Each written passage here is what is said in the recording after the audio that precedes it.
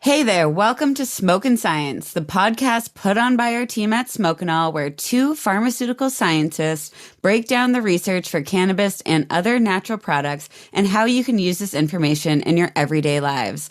I'm Riley. And I'm Miyabi.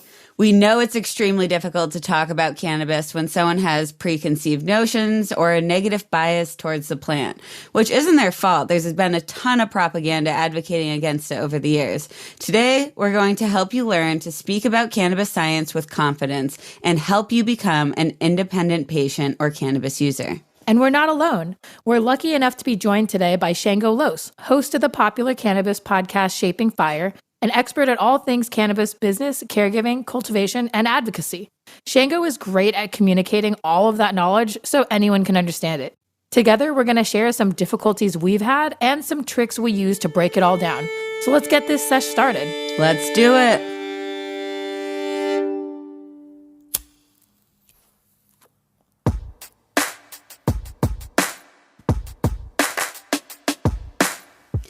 Welcome to Smokin' Science. Nothing but the facts about our favorite plant.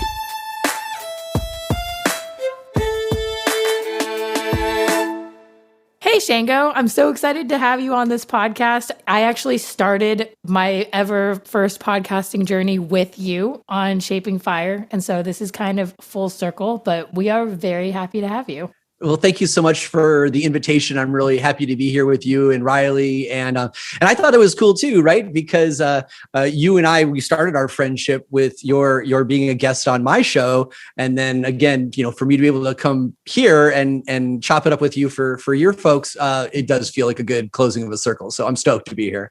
I also think it's full circle that all of us kind of invariably met through social media, through TikTok. It's not usually known for an educational app, but there is some amazing educational videos on TikTok. You just got to find them. Yeah. Well, it was funny at the beginning when I first got it, it's all like, people dancing and stuff. And then one of my friends says, no, you're not using it right. Go ahead and search hashtags for a couple of your most favorite things. And you have to feed the algorithm with a little something to get it going. So, I put in, sushi and cannabis and tide pools and off I went. So I love it. That's so cool.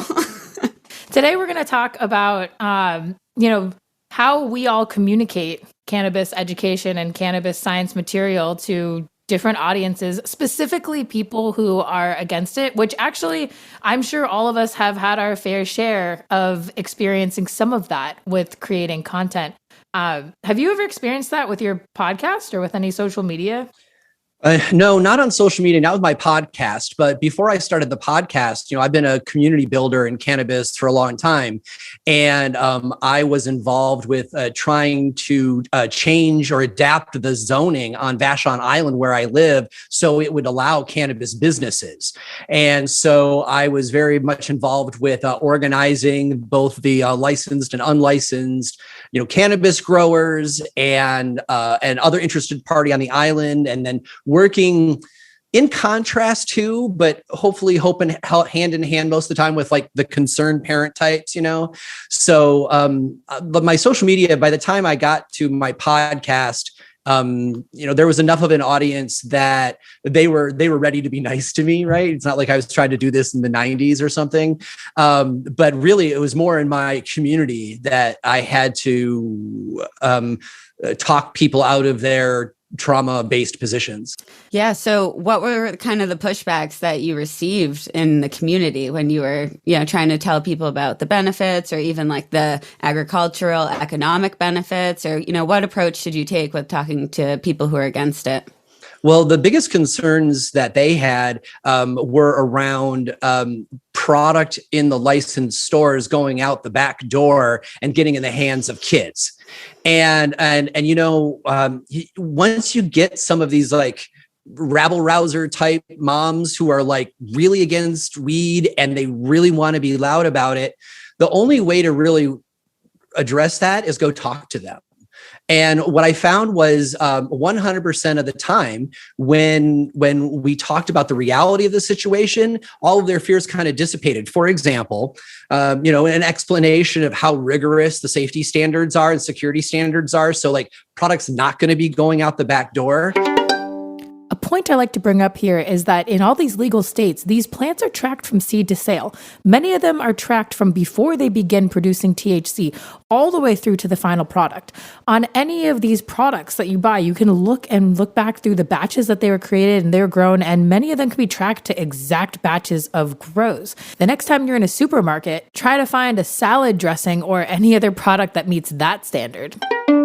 But then you give them a bigger picture and explain that if there's legal cannabis stores on the island and there are places for adults to go get legal cannabis, the old market, the unlicensed market, is going to have all this pressure of convenience put on them, and it's going to dry up. And so that's actually going to make the cannabis less likely to get in your kids' hands. And when it was explained that way, the parents' organizations like kind of fell in line with the retail stores and said, like, okay, that makes sense to us. And that is how it's played out, is that the situation on Vashon has changed from there being a lot of medical growers that were, had diversion going into just like the community, to just being home growers who are growing, 4, 5, 6 plants for themselves. And that tends to get sold into the community less than one person who's running 150 plants. So to kind of like, to sum up the answer, I would say that when people have fear, usually if they're at least open to have open ears, you can have a discussion with them about the facts, and their fears often dissipate. I think one of the things that is important to point out is that there are, in many places, limits on the amount that you can buy at one time, and that most of these come with like rigorous child protection, and that people who are purchasing them legally in stores, it comes with a bunch of testing, like you were saying, and that there's this metric system from the point, at least here in Mass, there's a system from the point of seed to sale where you are tracking that plant the entire time. And it's as safe as anything. I think if you compare and contrast it to other things that are more dangerous, that are completely unregulated, that enter into black market in kids' hands all the times, like parents' prescription medications, alcohol, etc. Cannabis, actually, when it becomes legalized, it's pretty tame compared to those. Well, yeah, and it's very controlled. We have cannabis under a lot of control. So it must just be me and Riley then that are getting the naysayers on social media. Well, I think it's also different, like for a podcast like Shango's that are like an hour and a half, 2 hours long. Someone is going to that podcast, finding it and listening because they enjoy what Shango has to say and they're part of that community. With TikTok, you could be just scrolling around looking for dancing videos and I pop up and I'm talking about, cannabis medicine, and it's really easy. It takes 4 seconds. Just comment like, I don't believe you, you're an addict. Boom. Put that on social media and then keep scrolling. It's just like part of their day. They don't even think about it. You'll note that I don't produce on TikTok, right? Because those are looked for you. those are the dirty front lines. It's really hard. And like that is not how I choose to interact with the public, with those little snippy things that everybody says about each other. I feel much more content in a long form podcast with, pretty controlled ways that people interact with me. The loosest place I've got is YouTube, because like that's a zoo too. Yeah, I used to respond to a lot of the comments, but now it's just like if someone says something really mean, I'll just comment like, I hope you find peace someday. And I just try to keep it like very light and just move on. And that usually like they won't respond to that ever. So that's fine. The other nature of TikTok and short media and Instagram for that, like reels and the short form of education, is that it equally curbs the opposite opinion. So that's one of the challenges that I've had, is that, and I'm sure like both Riley and I regularly will get tagged in short form videos, either on Instagram or TikTok, of really aggressively anti-cannabis physicians, like medical doctors or nurse practitioners or people, and even some that are like real stories that I think are valid and have a valid opinion. And it's interesting because I don't enter those conversations either, just because similar to like having it's a difficult conversation to have, just like what is it, 20 characters, or no, not 20, but 200 character response to a question like this. One of the main ones that I see regularly is people saying that cannabis is not safer than alcohol or tobacco. It comes up very, very often. And I don't believe that that's true. I don't know if you've encountered that, if you've said that to people in your community, but I've encountered that across multiple parts of social media, that there's a lot of maybe it's medical doctors, and we found out in our last episode of our podcast with Dr. Paloma Lafelt that one of the reasons why that belief is there is because of the way that the medical system educates about cannabis. But I'm trying to break down how we go about explaining that to someone in like the simplest possible way. Because I just say, oh, it's not. In my years of working with cannabis patients, one thing that I have found is that people are not really getting their best advice online anymore. Just like referral marketing, right? Or like you can see banner ads and again and again and again and not want what they're selling. But if your friend tells you, I tried this really nice soap or whatever, and I love it, and I think you should try it, well, I'm going to take that a lot more seriously than anything I'm going to find on the internet. And now that it is way more acceptable for all of us to be talking about cannabis, at family parties and at the barbecue and at work, right? I find that the information, the most effective way that people are spreading quality information is person to person. And so I think that's the forefront. We all think that we're, doing a lot, and we are doing a lot, but really the real people who are spreading the cannabis, who are the people who are really evangelizing cannabis are the people who we inspire to then go talk to their families, I think. And I think a lot of that in cannabis has to do with the description of the endocannabinoid system and how many things, or like what patients could experience when their endocannabinoid system is dysregulated. So a lot of what we put out on the internet is examples of that, so that people can go to their physician, their naturopathic doctor, whoever they like to see, and say, like, these are the things I'm experiencing. I've heard that these could be linked to some dysregulation in the endocannabinoid system. Is this something we can explore? What are some ways you suggest for someone to use cannabis? And that's kind of how that conversation can start. I feel like a lot of people who want to try cannabis as medicine for the first time, it's at first they're saying, okay, I tried these pharmaceutical medications and it didn't work for me, so now I want to try cannabis. And sometimes I feel like physicians, practitioners could treat that with a little more rationale, rather than someone saying, okay, I understand that this is linked to the endocannabinoid system. I don't want to try those pharmaceutical medications. Can I explore cannabis as a medication? I think there's like a kind of a discrepancy there, and just kind of a difference in how people are treated just based on how they're approaching cannabis as medicine. I couldn't agree with you more. And I want to highlight one part of that about the doing your homework before you go and talk to your care provider, right? There is, you kind of only get one chance to make a first impression when you bring up cannabis with your doctor. And it normally goes one of two ways. Either you will come in without having done any of your own research, kind of discombobulated, and kind of just go, bleh, cannabis. And they won't get a vibe that you're necessarily all that serious. And so they'll give you whatever ragtag opinions that they may have and kind of hand them back to you. And so the two of you are exchanging like pretty low quality information. But if you do something like, listen to your show, listen to my show, read some authentic scientific papers, get yourself some vocabulary, some understanding of the dosage and maybe how you'd like to take it, orally or smoke it or whatever.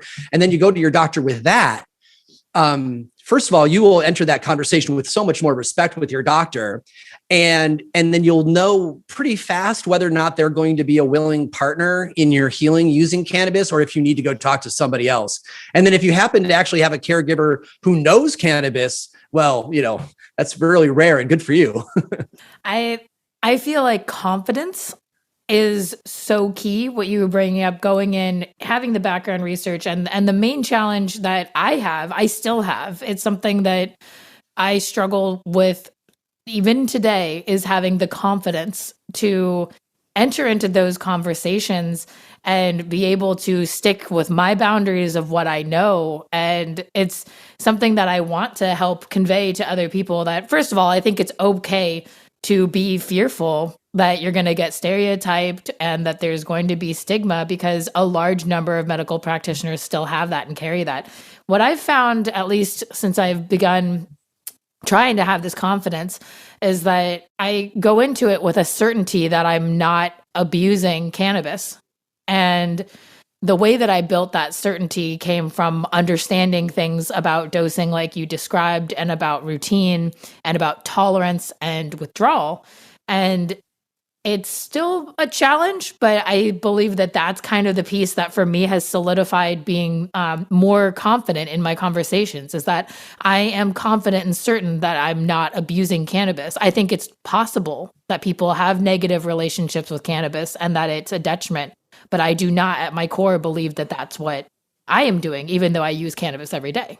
And I think that can be a little hard for, like, say, a family member who is not comfortable with cannabis. If you started using cannabis as medicine and you're using it daily, that might seem, or, even 6 times a day, that might be hard for someone who's not too familiar with cannabis to understand that, like, you're taking that medicine that many times a day and that's what you need. You're automatically grouped into that stoner category, like you're abusing it, whereas they don't know what you're using. It could be really low doses of something that you take throughout the day to just suppress symptoms, but because you're taking it so regularly, it could be thought as addiction and like that you need it to function. And I don't believe that should be the case. I think some people do need to use cannabis throughout the day, depending on what condition they have in their body and their metabolism and so many other factors.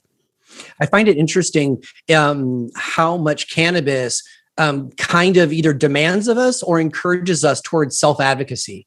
Because Miyabi talking about boundaries first and sticking up for oneself, and then Riley talking about, holding your ground with family and becoming a little impervious to their opinions, because families always have opinions.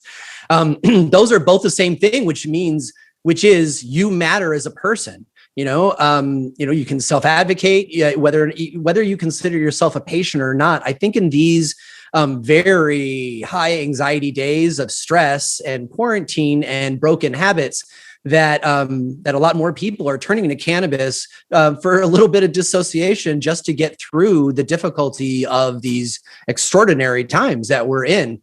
And because of that, we are encouraged to stick up for ourselves more, or else, we'll just be at the whim of everybody else's preferences. And then how are you going to get into a self-healing path if you're still blowing every which way the wind blows of everybody else's opinions?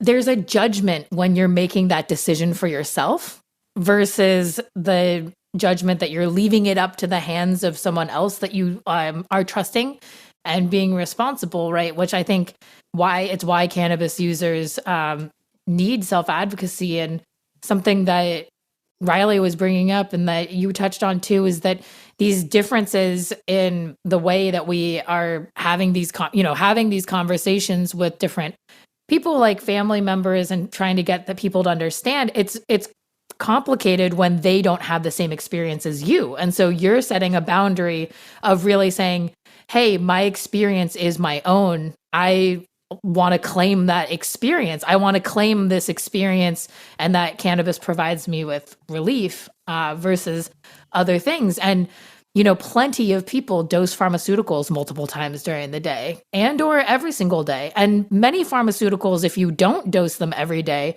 can cause really serious withdrawal effects. And technically, at the molecular level, it does not cause as severe of withdrawal as many other medications that we, regularly accept. And I think the point of this is just that it works, like different things work for everyone. And I've always said that for people who say plants versus pills, I really dislike that language. I don't really think that it should be plants versus pills. I think that they're options. And if you are getting relief, and if medications like pharmaceuticals are working for you in a way that improves your quality of life with minimal side effects, then that's amazing. That's healing and that's growth. And I think that, similarly, if cannabis is your answer to that, then that also is amazing and healing and growth. And neither one of those things has to necessarily be better than the other one. Right. The process of healing is so difficult in itself that if you find something that works for you, then you should stick to that and maybe just try to tweak it just a little to perfect it. But if it's working for you, then embrace it. That is the goal. That is always the goal. So we've talked about this conversation a couple directions: the patient to the doctor, the patient to the family to the patient. And there's one more that I think is really important to point out because, I'm sure you have a great number of caregivers in your audience, and that is the caregiver to the patient, right? Because it's challenging if you're not the primary. If you're not their GP, right, their general, but you're somebody who's like their nurse or their CNA or a friend in their family who's providing a lot of advice. I always encourage folks in those positions to speak in ways that empower their patient, right, to be making their own decisions. Because I think Araya was just saying how so often people want to give up their power to the doctor and have someone tell them what to do. But I think that's important for the caregiver to help them be self-empowered. And instead of saying, I'm the caregiver, I know about cannabis medicine, I'm going to tell you what you should do, switch that around and say, I'm a caregiver, I have researched cannabis medicine. Let me explain to you all of your options in cannabis so you can choose what's best for yourself. And it's pretty much the same thing, but one way you empower the patient, the cannabis patient, and the other way you're having them rely on an authoritarian structure again that is disempowering. And I've seen both from caregivers and cannabis, and the latter just always works better. Remember that each and every one of us has a different endocannabinoid system, which is why we all can react differently to cannabis. This is useful if you're talking to someone who's had a really negative reaction or who just doesn't enjoy cannabis, because we're all different. And the opposite is also true. Just because we enjoy cannabis doesn't mean that everyone else has to either. And it also means that all of us can enjoy cannabis in our own unique way, which is actually our next topic. That's something that actually one of the first things that we talked about that, Shango, that you and I have in common, that we cannot tolerate super high doses of THC, and that I'm very aware when I've hit my max. Yeah. Well, the fact that THC is biphasic when it comes to anxiety. I want to quickly reiterate the importance of the biphasic nature of THC and some other cannabinoids. What this means is at low doses, they can cause one effect in your body, and at high doses, they can cause a different effect in your body. So here we're talking about THC and anxiety. THC can be anxiolytic, meaning it is relieving anxiety at low doses. But if you take too much THC at high doses, it can actually cause anxiety. So although the low dose versus high dose is going to be different for everyone using cannabis, because all of our endocannabinoid systems are different, you always want to start low and go slow and try to find that perfect dose. When I learned that from Dr. Ethan Russo, it really changed my relationship with cannabis, because I always thought that if I had smoked and I was starting to get anxious, maybe I needed to smoke some more to get over the anxiety. But this is not how the biology works. The fact that it's biphasic, meaning that it's kind of like a bell curve where you smoked a little bit and you're not really feeling anything. And then you smoke a little bit more. And now your anxiety has gone down and you're feeling that kind of like good vibe, which was your goal. But then if you keep smoking, you can go over the hump and start feeling anxious again, and much more anxious. And now it's much harder to change. And everybody's got this sweet spot where the right amount of THC is. And again, your show constantly comes back to this idea of individualized medicine, right? And, I have respect for the iron lungs of the folks that I see online doing huge dabs, but that is not me, right? I've got asthmatic lungs and probably a lot of cannabinoid receptors, because a little bit goes a long way for me. And I don't like ruining my day by getting super anxious all of a sudden. And so I will always err on the smoking less than smoking more. And I don't want to smoke to the point that I'm only on the couch watching cartoons, right? I mean, like I may do that in the evening too, right? But I'm much more of a toke and get out and go kayaking or go out into the forest or all that kind of stuff. And for that, a little goes a long way. I totally agree. And I can legitimately feel myself when I begin to teeter on the top of that bell curve and just start to swoop down. And I'm like, oh no, I overdid it again. And then, as you said, like things are not as fun. You do feel anxious. And all of us use a lot of cannabis and we still get that anxiogenic, meaning you're getting anxiety from that high dose of THC. So Miyabi and I talk about this a lot, and Shango, I'm sure you speak about it with other people, but just keeping track of what that teetering dose is. If you smoke too much or use too much of an edible, write that down in a notebook and say, this was too much. Don't take this much. And then next time, don't rely on your memory of just like, how much was too much last time? I think it was 20 milligrams. Like, it's so easy to write down if you keep a little journal, just writing, okay, this dose gave me a very pleasurable experience. I was able to go outside, kayak. I was able to enjoy nature, time with my family. This much made me an anxious mess, and I could barely even watch TV without feeling anxiety. Those are important things to write down, in my opinion. Becoming a regular cannabis user, one of the beautiful things about modern cannabis use is repeatability of results, right? Because now in many states, we do have licensed stores and they do go through potency analytics before they are, before they can be purchased. And so, you can write in your journal, I took a 10 milligram gummy and this is what my experience was. Or next time I took half of one, or next time I took two, versus like, I've been using cannabis for 30 years. These analytics have really only been available to, cannabis users for, 6-7 years tops, much less in many places. That means for 23 years, it was total guess every time people ate an edible. Like, you'd make them yourself, and every time you'd make them a little different. So the strengths are on. You get one from one neighbor, and like you could eat 3 of them, and you'd get one from another neighbor, and a half will put you under the table. And oh my gosh, every time you were like rolling the dice of potency. And it really made it hard to develop repeatable results as a patient for, in my case, treating my brain injury.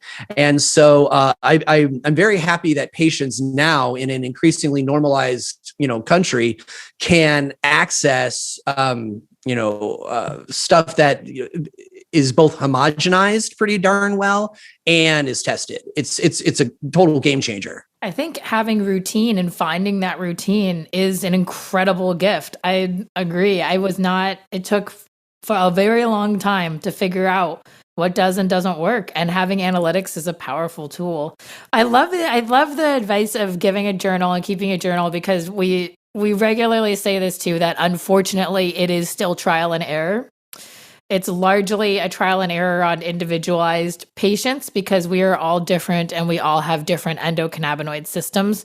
And what works for me and for you is not always what's going to work for someone with the same exact symptoms. And I think that's one of the places where cannabis as a medicine has there's a barrier there, I think, in explaining to people who are not pro cannabis. Like, it's not like ibuprofen where you just, take 200 milligrams, take this, it will reduce inflammation. It's more complex than that. What do you say to people who have that question about the variability, or just in the beginning of just the vast unknown? Well, the complexity just continues from there too, right? Because there is all the complexity you're talking about, but also like even myself over the course of time, how I react to different types of cannabis changes, right? And patients that I consult with who have menses, the different points in their cycle, they react differently. And it makes it terribly complex, like you are suggesting. And I think that the golden rule of that's got to be start slow and low, right? Don't jump in, start with a small amount, keep a journal, increase it slowly. And, you'll find yourself from 2.5 milligrams to 5 milligrams to 7.5 to 10. And then maybe at 12 and a half or 15 milligrams, you'll go like, okay, I think I've topped out where I want to be for the moment until I can get into a better relationship with this drug, this medicine, right? The challenge is when you either get patients who don't know well, enough. And so they'll take a few gummies, and suddenly they're at 40 milligrams, or God help me, you eat a 10 milligram cookie, you get the munchies, and then you eat the rest of the bag. Ooh. Right. And because now you've doubled down the badness. And then my number one pet peeve is people who are turning their friends onto dab oil, and they think it's funny to give them a huge dab and blow them out. Like, I can't imagine, I don't understand how somebody who's gifting their friend the experience of dabbing would also want to start off with a traumatizing experience, I mean, and I like dabbing. I think dab oil is a fantastic thing to explore in cannabis, but like traumatizing your friend for humor, that's just dumb. And I don't support that at all.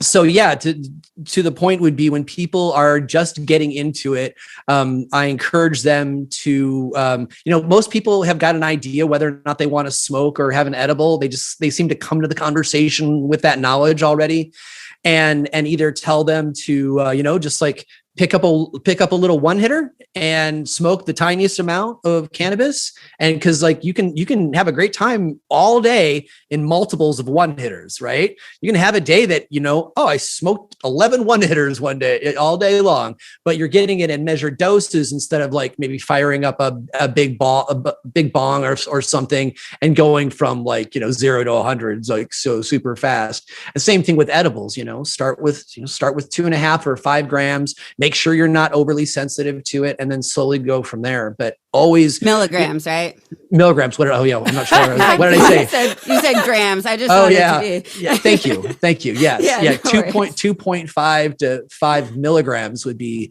an appropriate place for anybody to start.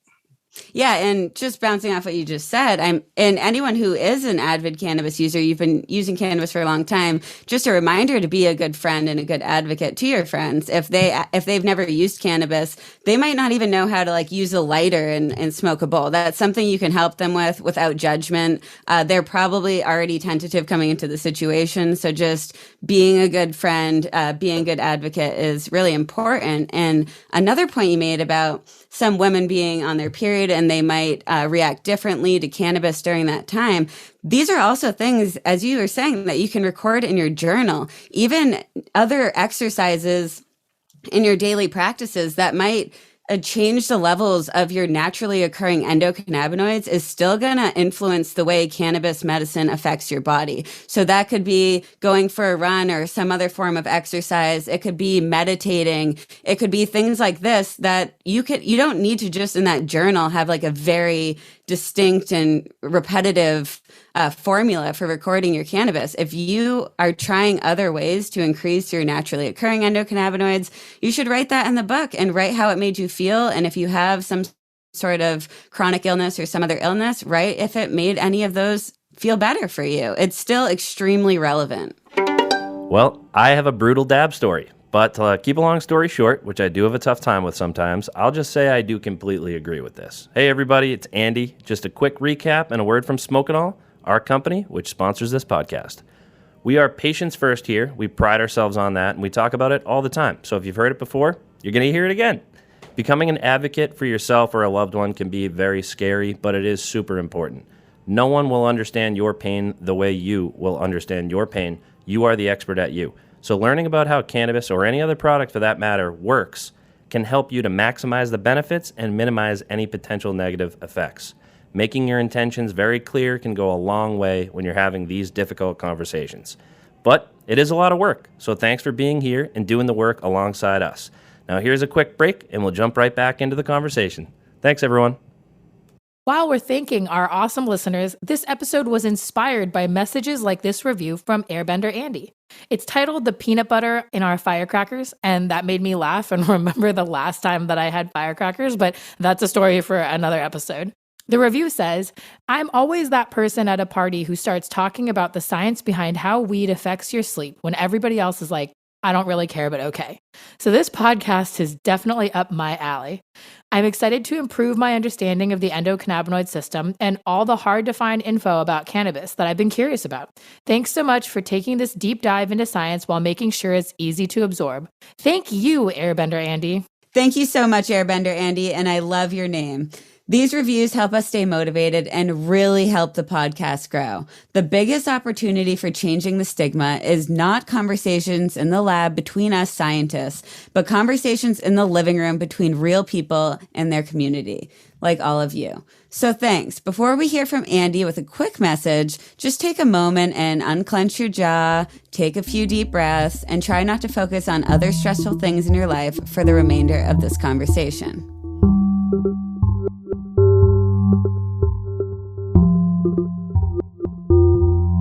Most people prefer the effects of smoking over edibles. The most important reason why is heat transformation of cannabinoids, the active ingredients in cannabis. Unlike conventional edibles, edibles made with smokenol contain heat-transformed cannabinoids from smoke. Edibles made with smokenol feel more like smoking. If you are a product manufacturer, contact us today. Smokenol, we smoked it for you. So Shango, we've talked a little bit about some of the best practices to use for some specific patients, but if people have chronic illnesses or they have they're immune compromised with chronic inflammation, is there any specific advice you would give for these people to start to understand how to start their journey with cannabis as medicine? Yeah, that example, people get so frustrated, right? Because by the time they've gotten to cannabis, they've probably already gone through the Western medical system, and their general practitioner didn't have anything for them. And then they got referred to a specialist who didn't have anything for them. And all this time they're suffering, right? Maybe they're in pain or they're having mental issues or whatever it is. And so it's getting worse and worse. They're getting more and more frustrated. And then they're like, okay, I'll try cannabis. And then perhaps they don't have the same experience with cannabis that most people do, because so far we've been mostly talking about, general rules for getting to know cannabis, right? But like for lots of people, the general rules don't solve what's going on for them. And so maybe they need to use like a more exotic preparation, maybe they need to, instead of just have an edible, maybe what they actually need is to get a specialty oil with specifically CBD and CBG in it. And they need to take it 3 times a day. Like, things can get really specific really fast. And finding those products are incredibly difficult, which is one of the reasons I always suggest that whenever possible, patients become self-sufficient in their cannabis by having a little home grow. Even if you just grow some plants for the summer on your porch, that's going to last. You can process into your medicine and last you the rest of the year. I really like the idea of people growing their own, having a connection to the plant, and making these simple oils, which are all very easy to make at home. And then you're in control of your own health. So I really care for that. But my heart goes out to anybody who's watching who is a chronic health person or has immune compromised or, has got first rheumatoid arthritis or something, and then all this other stuff on top of it, because, you're being suggested all these pharmaceuticals for this and that. And now you're trying to get cannabis in the mix and trying to figure out which part you are changing is changing how you're feeling. It's all very hard, difficult and disheartening. And, there isn't an easy answer to that. I don't have here's this thing that you do, but there are a couple best practices. We've already talked a lot about the journal, right? Journaling your cannabis use is absolutely essential when you have got a complex diagnosis, so that you can kind of pick apart what's going on. The second thing would be to try to put yourself in contact with somebody who is well-versed in the different ways to use cannabis. Maybe it's a local bud tender, but maybe it's not, because in lots of states, they're not even allowed to talk about actual medicine. And a lot of bud tenders don't necessarily know the details that they'd want. Perhaps it is your aunt, though, right? who doesn't really talk about it, but takes it for her chronic pain because she was in a car accident in her 20s. But now she's like the family expert in it. So get that kind of knowledge from somebody who has been down this chronic path. There's a lot of forums as well online where and I don't just mean like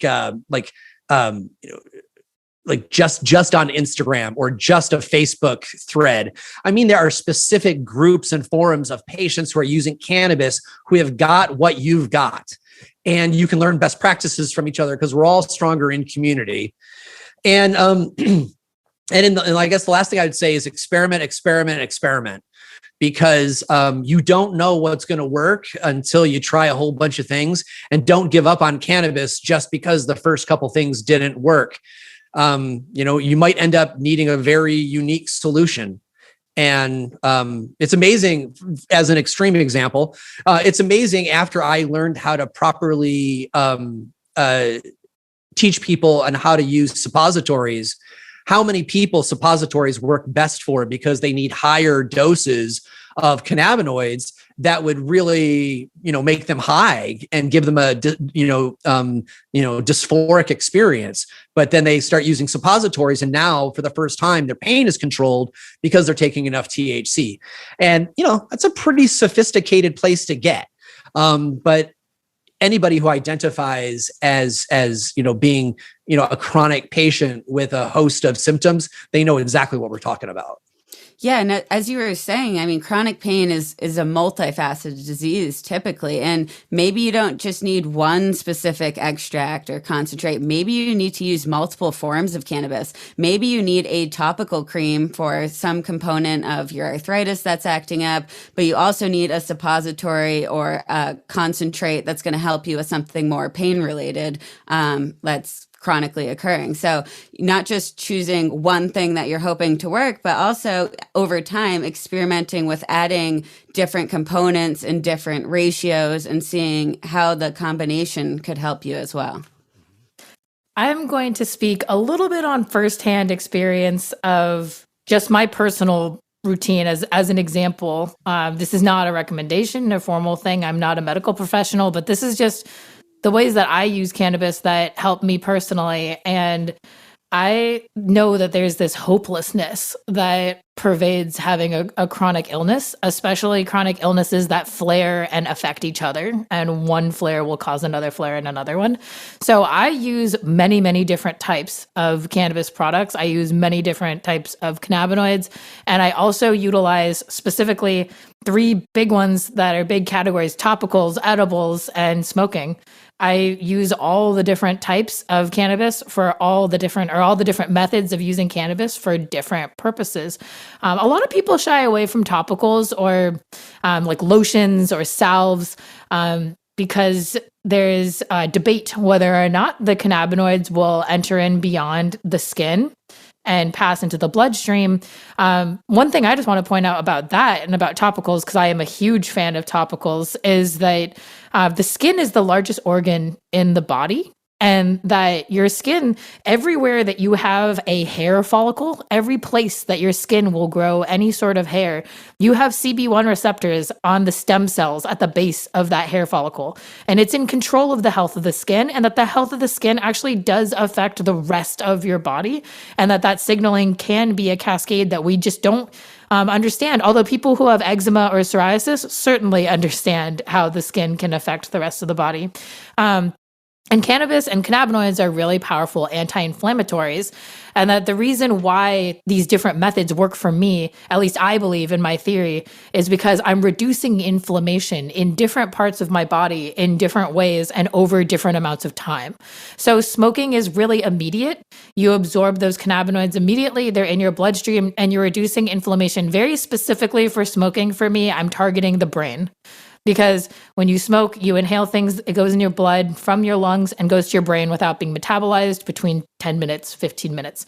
For edibles, that's a longer form anti-inflammatory. I'm targeting my GI system with that, trying to expose my GI system to the cannabinoids to help with mobility or motility. And then for topicals, I'm targeting local inflammation. And that like you actually reach a larger concentration sometimes using topicals. Because imagine when you're taking an edible or when you're smoking, all of the cannabinoids are sort of evenly, not completely evenly, but they get dispersed amongst the entire part of your body.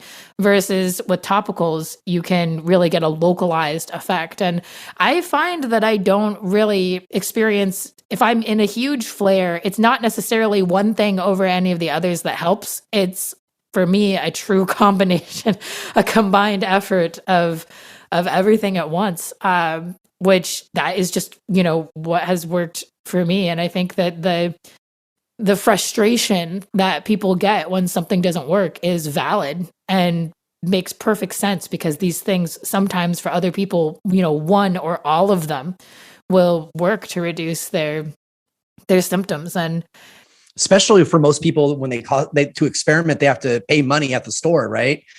I mean, just to find the right topical that works for you, to find something that isn't, all isolate or has got the blend of cannabinoids that you're looking for. If you're paying 50, 60, 70 bucks a jar and it takes you to your fourth or fifth one to find one that works for you, suddenly you're in 350 bucks. Like that's pretty luxurious spending for most folks. Right. With topicals too, Riley did research on skin permeability of CBD, and we've been geeking out over this. I very much so believe that the natural fats in the plant play a role.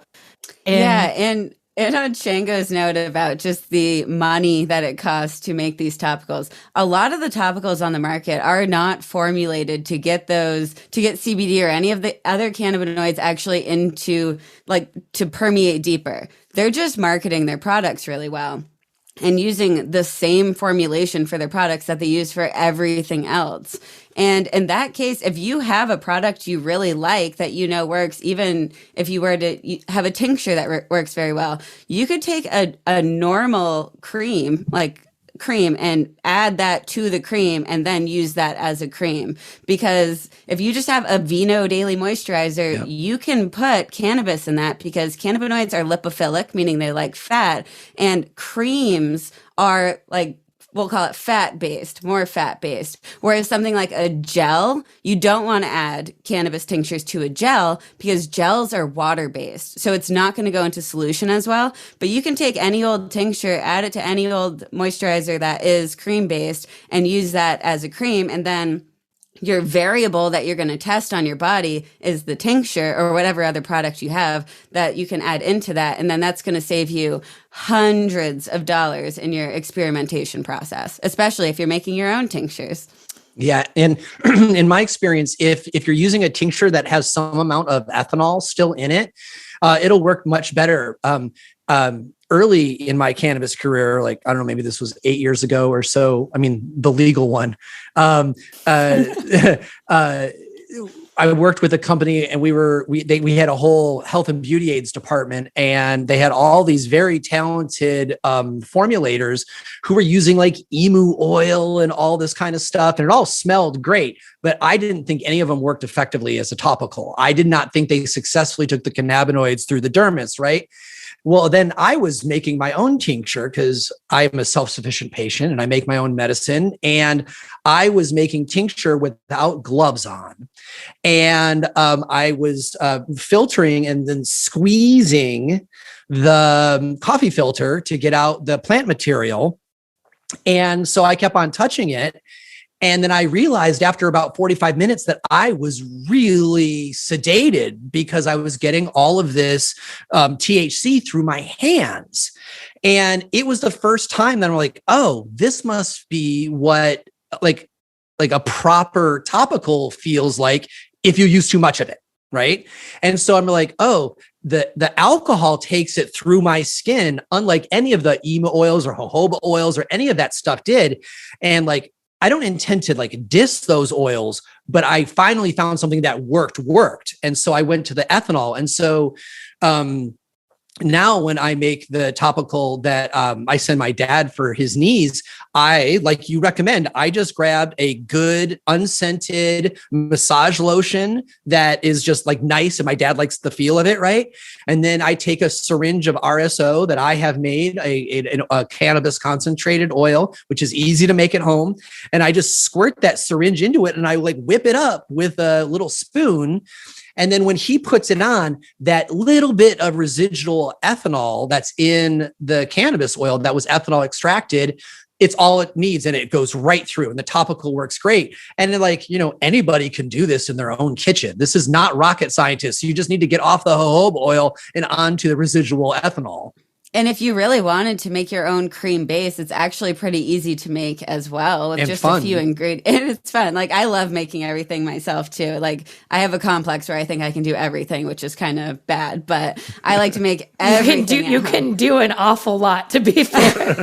Yeah, but I mean, and if you were uncomfortable with that, you can even go to a website like makingcosmetics.com, and they sell silky cream base lotion, and it's just like an unscented base cream, and then you can use that to add in for each of your formulas, whatever you prefer. But there's so many different ways to make cannabis medicine and be self-sufficient and know that you're putting quality product into that topical that you want to use yourself or give someone else to use, because there's a lot of products on the market that have very little active ingredients in them, and they're not made with quality material. And that's unfortunately kind of the truth behind it, at least in my opinion, from what I've researched when I was studying topicals. I just want to note one thing. I want to give a word of support to anybody who is a chronic patient who is listening to us talk about making this stuff at home, because we're telling you because we want you to save money.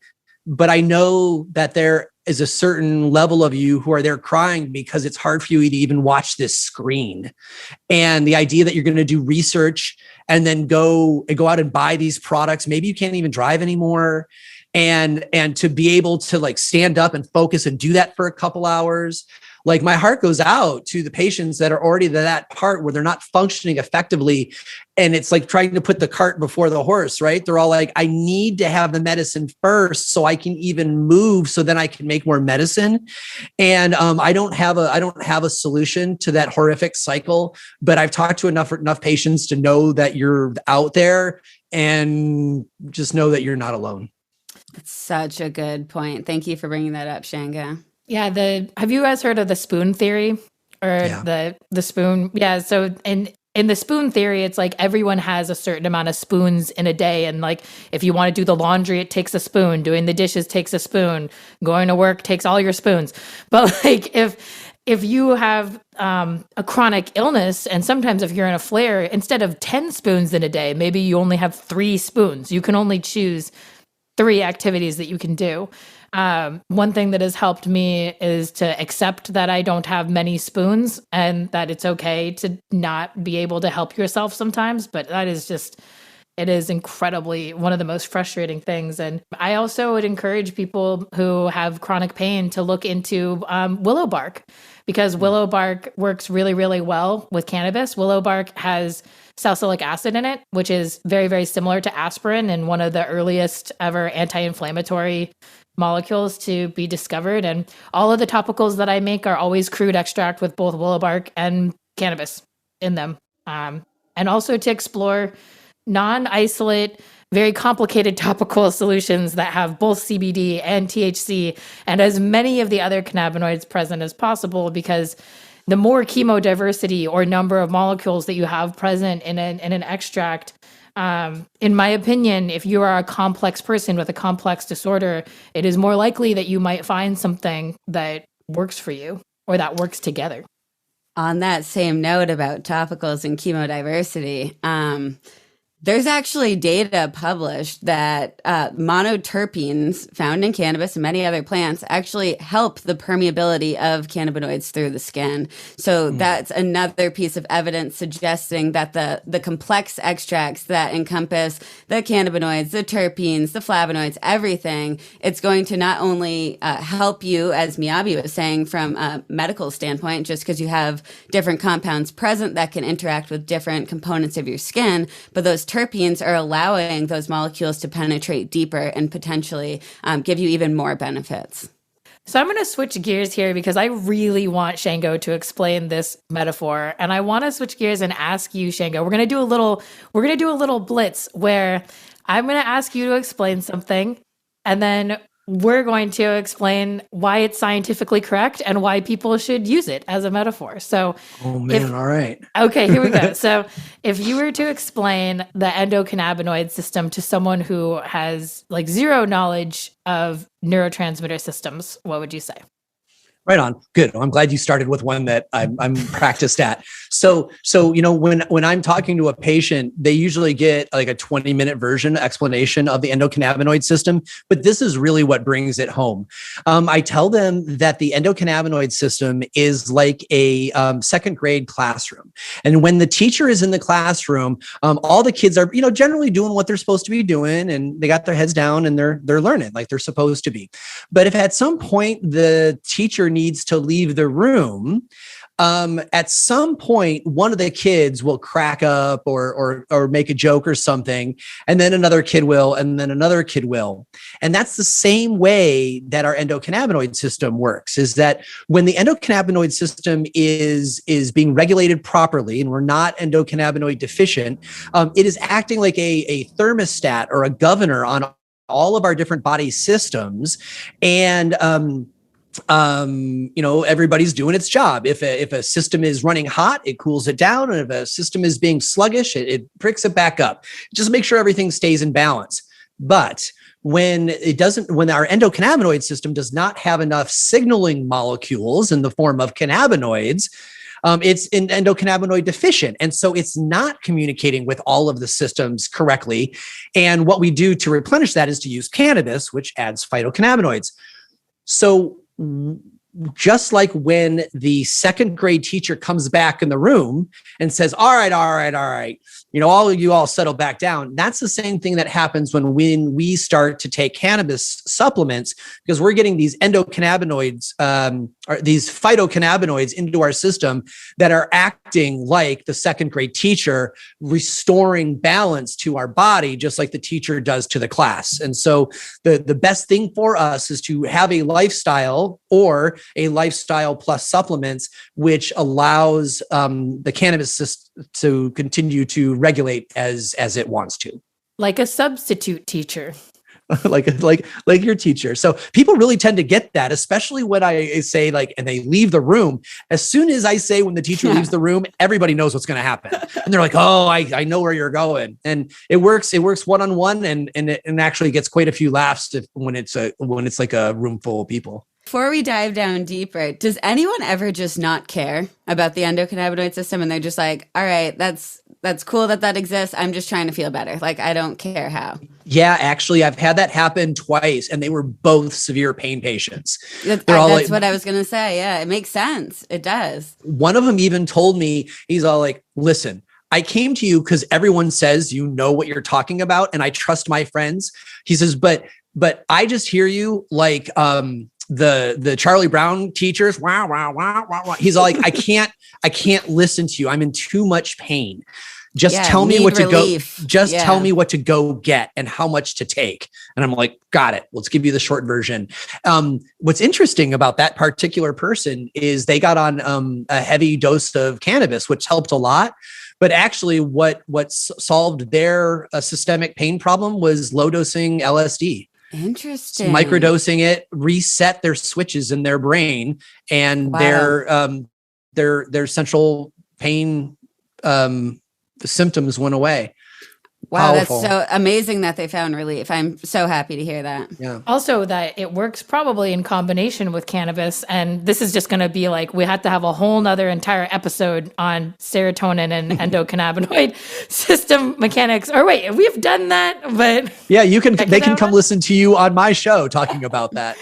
we'll have to revisit it in the practical application sets. But I think I wanted to make a comment on extending the metaphor of the teacher, because similar to how the endocannabinoid system and phytocannabinoids can function as like a teacher or a substitute teacher in a classroom, I feel like in a similar way it's undervalued in society. Like, teachers are so important. Teachers play such an important role in society, and we really take them for granted. And I really feel that that's a similar way that people feel about the endocannabinoid system, where it's really not given the credit that it deserves. And that's just one of the reasons why, like, I really love that metaphor, because it also makes sense in terms of control, and that the endocannabinoid system regulates and controls many of the other systems and processes as an oversight.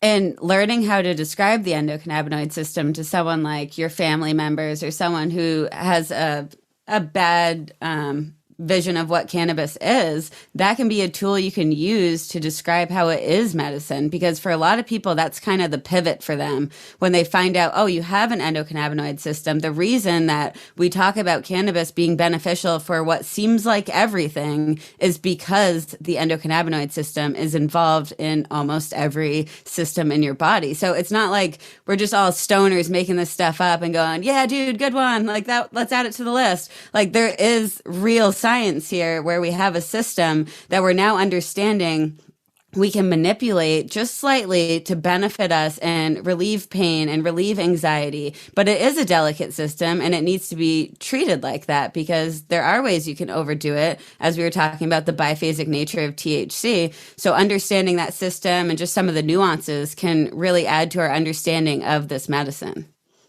Well, Shango, for the last section of this podcast episode, we want to give you open mic to talk about anything that you want, something that you're passionate about, something that you want to let our listeners know. It can be cannabis related, it can be non-cannabis related, whatever you like, the floor is yours. Yeah. So one of the things that I'm most excited about in cannabis right now is a new variety of cannabis plants called autoflowers. And autoflowers are unlike the traditional cannabis plant, which most cannabis plants start to flower in the late summer due to shortened days of the sunshine. But people who don't live in California may not have optimized growing situations like California does.